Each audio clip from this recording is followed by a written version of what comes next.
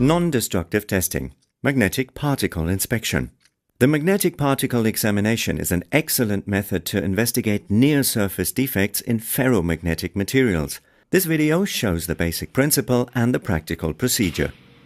The material tester gets the machine ready for use and inserts the test piece between the two poles of an electromagnet. Then she takes a bottle with a suspension of magnetic particles, turns on the electromagnet with a foot switch and applies the suspension of magnetic particles onto the test piece. Already in daylight, dark lines are visible on the surface. The lines can be seen much better under ultraviolet light and particularly well at darkening the daylight. The suspension contains pigments that cover the magnetic particles and fluoresce under ultraviolet light.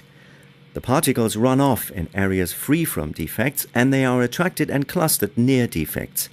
This workpiece shows a whole array of cracks. The basic principle is to magnetize a ferromagnetic workpiece parallel to its surface, as shown in the sectional view. If the workpiece is free from defects, the magnetic field lines run within the workpiece and parallel to its surface. In places of magnetic inhomogeneity, for instance near cracks, the magnetic field lines will locally leave the surface and a leakage field occurs. Now, if a suspension of ferromagnetic particles is applied onto the test piece surface, the magnetic particles will run off at defect-free areas.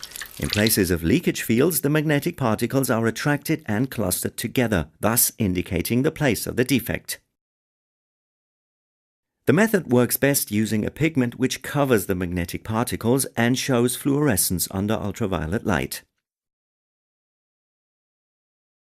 Even cracks can be detected that are not open to the surface but just below it, as long as they are not too far below the surface.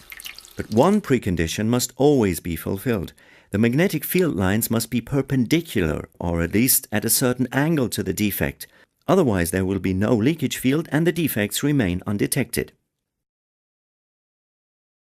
Our test sample has been magnetized in horizontal direction. The magnetic field lines run horizontally. This is the reason why cracks in vertical direction are visible particularly well. To make sure to detect all near-surface cracks, one has to magnetize the sample once more and best perpendicularly to the first time. To do this, the material tester switches the machine over to the current flow method.